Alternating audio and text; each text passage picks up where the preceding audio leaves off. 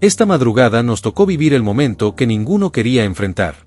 Rodeado por mi madre, Julia Craig, y por nosotros, sus 4 hijos, mi papá, Willy Colón, partió serenamente en un hospital de Bronxville, en el estado de Nueva York, a los 75 años. Había sido ingresado días antes por problemas respiratorios que se complicaron más de lo esperado, y aunque las redes se llenaron de oraciones y mensajes de apoyo desde distintos rincones del planeta, su despedida fue íntima y calmada, fiel a su carácter firme pero discreto. Se fue sin ruido, con la misma dignidad con la que enfrentó cada reto, dejando claro que había entregado todo en vida y que no se guardó nada. Siempre repetía que la música era lo único verdaderamente eterno que podía ofrecer, y hoy entendemos la profundidad de esas palabras. Su ausencia duele, pero su legado late en cada melodía, en cada coro que todavía se canta, en cada recuerdo familiar que nos arranca una sonrisa entre lágrimas. Papá solía hablar de su infancia en el sur del Bronx como si relatara una novela de superación. Nació en 1950, hijo de puertorriqueños trabajadores que le enseñaron el valor del sacrificio desde pequeño. Nos describía calles estrechas, edificios gastados por el tiempo e inviernos crudos que parecían colarse por cada rendija, pero también evocaba la energía del barrio, las risas con los amigos y ese bullicio que, sin saberlo, alimentaba su oído musical. Decía que crecer allí no era sencillo, que cada avance costaba disciplina y carácter, pero que precisamente en esa dureza encontró su fuerza. Aprendió que la constancia abre puertas que el dinero no puede, y que un trombón bien tocado podía convertir el ruido de la ciudad en una sinfonía inolvidable. Recuerdo que me hablaba de aquellos días en que, siendo casi un muchacho, bajaba con su trombón a un sótano prestado del vecindario para reunirse con otros soñadores como él. El lugar era pequeño, con paredes descascaradas y un aire denso que mezclaba humedad y esfuerzo, pero para ellos era un laboratorio de ilusiones. Entre cables enredados y risas juveniles comenzaron a tomar forma acordes que, con el tiempo, cruzarían fronteras y pondrían a bailar a multitudes. Él insistía en que ninguna composición nacía por casualidad. Cada una llevaba escondida una memoria de su niñez, una escena del barrio, una emoción aprendida a fuerza de vivir. Más que reconocimientos o aplausos, lo que realmente nos heredó fue esa manera de mirar el mundo y transformarlo en ritmo, de demostrar que los obstáculos pueden convertirse en inspiración si se enfrentan con pasión. Claro que su ausencia pesa, pero su esencia vibra en cada interpretación, en cada reunión familiar donde su nombre provoca historias y sonrisas, y en cada persona que alguna vez se dejó llevar por el sonido inconfundible de su trombón. Siempre tuvo un oído agudo y una curiosidad musical que no conocía límites. Me contaba que todo comenzó con una flautita escolar que se llevaba a casa casi como un secreto, practicando en silencio cuando el resto dormía, como si desde entonces supiera que su destino estaba escrito en notas musicales. Antes de siquiera terminar la niñez, ya se movía con soltura entre instrumentos. Alrededor de los 11 años el clarinete era casi una extensión de sus manos, y poco después sumó la trompeta a su rutina diaria como si necesitara nuevos retos para sentirse vivo. No era simple habilidad, era una fascinación casi compulsiva por el sonido, una disciplina que lo llevaba a repetir una frase musical hasta que quedara exactamente como la imaginaba. Admiraba profundamente a Mon Rivera y a Berry Rollers, pero encontró en el trombón el carácter que estaba buscando, un timbre fuerte, desafiante, con personalidad propia. Decía que ese instrumento no susurraba, proclamaba, no pedía permiso, se imponía. Era, según él, su forma de presentarse ante el mundo sin bajar la cabeza. Y entonces llegó el momento que cambió el rumbo de todo. Con apenas 15 años, mientras tocaba en un club modesto del Bronx, llamó la atención de Johnny Pacheco, quien decidió sumarlo al naciente proyecto de Fania Records, la disquera que estaba revolucionando la música latina en Nueva York. Al poco tiempo, todavía con uniforme de adolescente, ya estaba en el estudio grabando El Malo, dando el primer paso de una trayectoria que nadie imaginaba tan trascendental.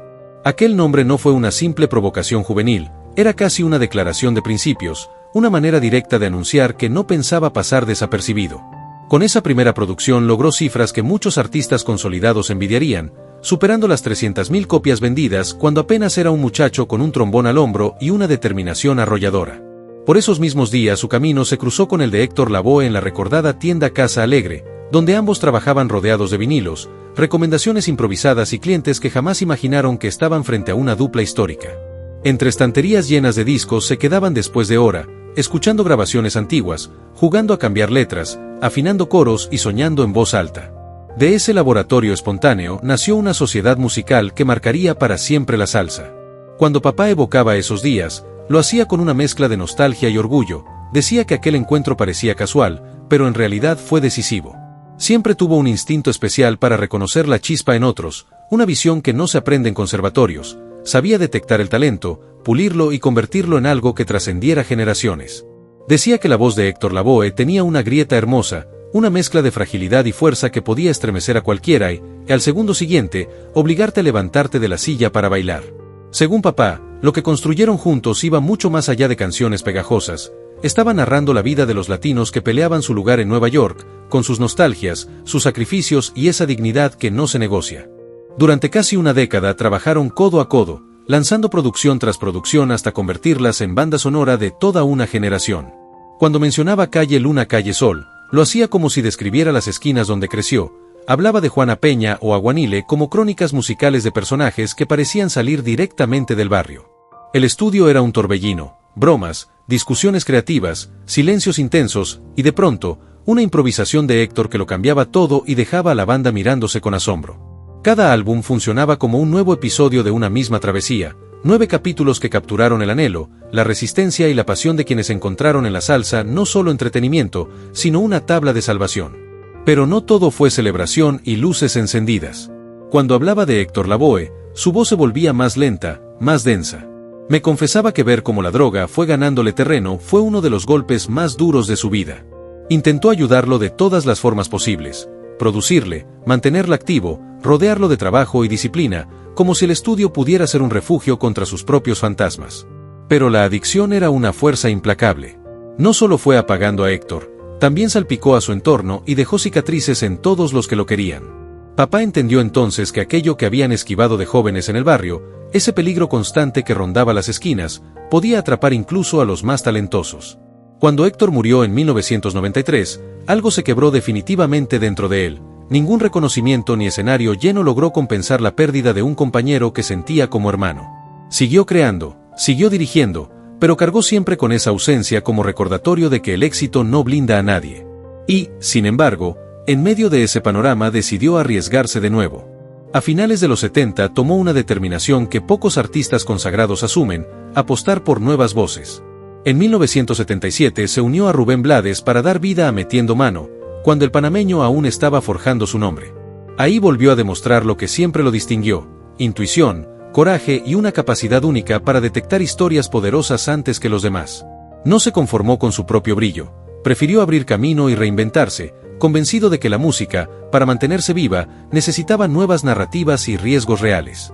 Papá aseguraba que Rubén Blades no solo aportaba una buena voz, sino un universo completo de relatos y personajes que pedían escenario, y él entendió que su papel era abrirle el camino para que esas historias respiraran.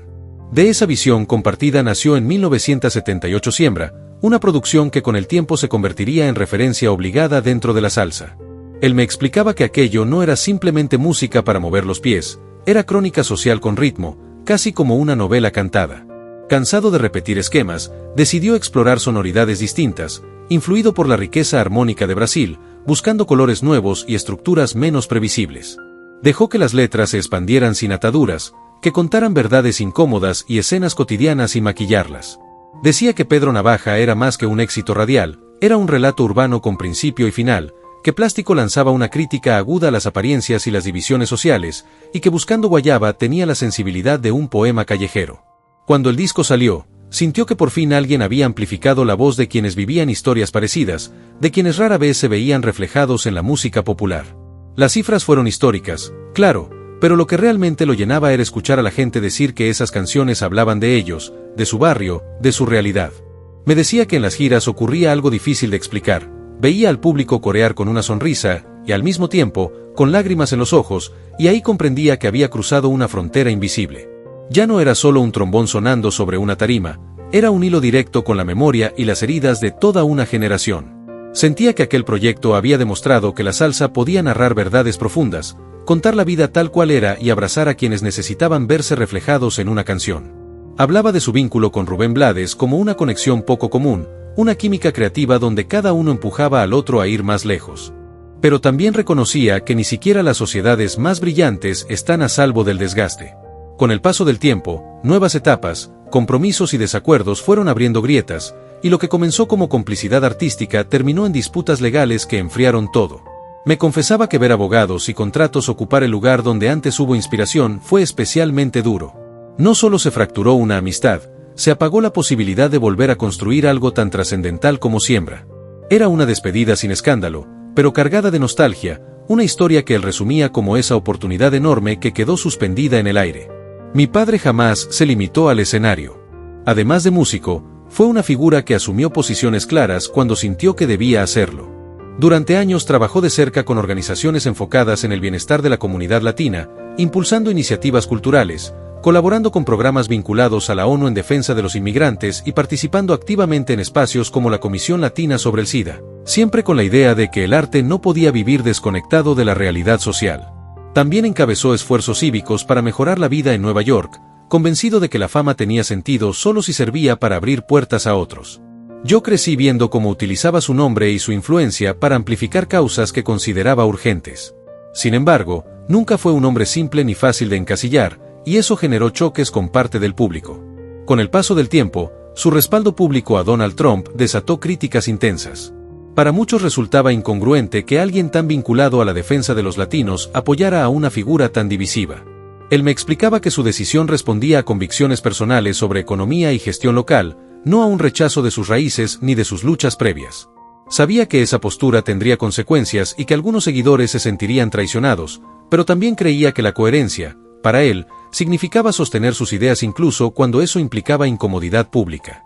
De él entendí que una persona no es una sola versión de sí misma, sino un conjunto de matices que a veces conviven en armonía y otras chocan entre sí. Podía ser el trombonista feroz sobre el escenario, el productor meticuloso en el estudio, el hombre comprometido con causas sociales y también alguien cuyas posturas desconcertaban a parte del público. Me repetía que lo único verdaderamente a prueba del tiempo era la música. Los debates pasan, las opiniones cambian, pero las canciones quedan suspendidas en el aire, hablando por cuenta propia. Y eso, según él, era suficiente. Cuando repaso todo lo que construyó Willie Colón, el asombro es inevitable. Más de 40 producciones, múltiples reconocimientos de oro y platino, y ventas que atravesaron continentes hasta sumar millones de copias, cifras que distintos informes sitúan entre más de 8 y hasta 30 millones en todo el mundo, una huella que muy pocos artistas latinos pueden exhibir. Fue un creador integral, no solo imprimió carácter al trombón, también compuso, diseñó arreglos, produjo y dirigió orquestas, compartiendo estudio y escenario con figuras inmensas como Celia Cruz y Ismael Miranda, entre otros nombres fundamentales, dejando claro que su legado no se limita a un instrumento, sino a una visión completa de la música. Recuerdo un momento muy claro de mi infancia. Estábamos en el camerino minutos antes de uno de sus conciertos más importantes en Latinoamérica, y alguien lo presentó como el maestro de la salsa. Él se detuvo un segundo, sonrió con calma y me susurró algo que nunca olvidé: no me llames maestro, yo solo cuento historias con mi trombón y mis canciones. Para él, cada tema tenía vida propia y era una forma de reflejar a quienes vivían su realidad. Esa noche, al salir al escenario y ver cómo la gente se encendía con temas como Asalto Navideño, supe que para la música no era solo entretenimiento, sino una forma de identidad y memoria compartida. Cuando pienso en su partida el 21 de febrero de 2026, el impacto se siente en muchos rincones. En el Bronx, donde la gente aún rememora al niño que tocaba su trombón con pasión, en Puerto Rico, que siempre lo reclamó como uno de los suyos, y también en ciudades como Cali, Bogotá, Lima, Caracas o Ciudad de Panamá, donde la salsa es mucho más que un ritmo, es cultura viva y resistencia. Dejó atrás no solo sus melodías, sino historias que siguen resonando, y una familia que estuvo junto a él hasta el final: mi madre, Julia, su compañera de vida por más de 35 años, y mis hermanos, William, Adam, Patrick y yo, sostuvimos su mano en esa habitación de hospital donde el hombre que había conquistado escenarios con su música se despidió con paz. Lo que mi padre dejó tras de sí no se resume en una lista de reconocimientos ni en una vitrina llena de discos de oro. Su legado verdadero vive en cada persona que siente la salsa en el corazón, en cada trombón que resuena con fuerza y en cada historia que sus melodías siguen contando generaciones después. Él siempre decía que la música no era solo sonido, era reflejo de la vida, abrazo de consuelo, protesta y celebración al mismo tiempo. Recuerdo que me contaba cómo, siendo apenas un muchacho del Bronx con pocas pertenencias y un trombón que muchos consideraban demasiado grande, logró enfrentarse al mundo y con cada nota, hacer que la gente bailara, llorara y reflexionara al mismo tiempo. Cada ensayo, cada grabación, cada presentación era un ritual donde confluyen magia, resistencia y orgullo por nuestras raíces. Papá me enseñó que la salsa podía ir mucho más allá del ritmo pegajoso, podía relatar la vida del barrio, exponer injusticias, despertar conciencia y brindar esperanza. Su genialidad combinaba talento musical con compromiso social. Mientras otros perseguían aplausos, él buscaba que cada canción hablara de la gente, de sus sueños, de sus luchas y de su fuerza para seguir adelante. Por eso temas como Pedro Navaja o El día de mi suerte no se limitan a sonar en la radio. viven dentro de quienes los escuchan, acompañan sus recuerdos y se entrelazan con sus emociones. Calle Luna, Calle Sol sigue vibrando las calles y barrios como una memoria compartida, un recordatorio de que la salsa no es solo música, sino identidad y orgullo de una cultura. Aunque el trombón de papá ya no resuena en vivo, su música permanece viva, cada acorde, cada letra, cada historia que creó sigue conectando con personas de todo el mundo, demostrando que el arte tiene el poder de superar el tiempo y cualquier reconocimiento material. Mientras sigamos bailando, cantando y transmitiendo sus canciones, Willy Colón seguirá presente en nuestras calles y corazones, recordándonos que su verdadera huella se mide por la emoción que despierta y no por los premios o los discos vendidos. Cada aplauso, cada recuerdo que compartimos mantiene su legado vivo, y al contarlo, escucharlo o bailarlo, seguimos celebrando la fuerza de su música y su espíritu.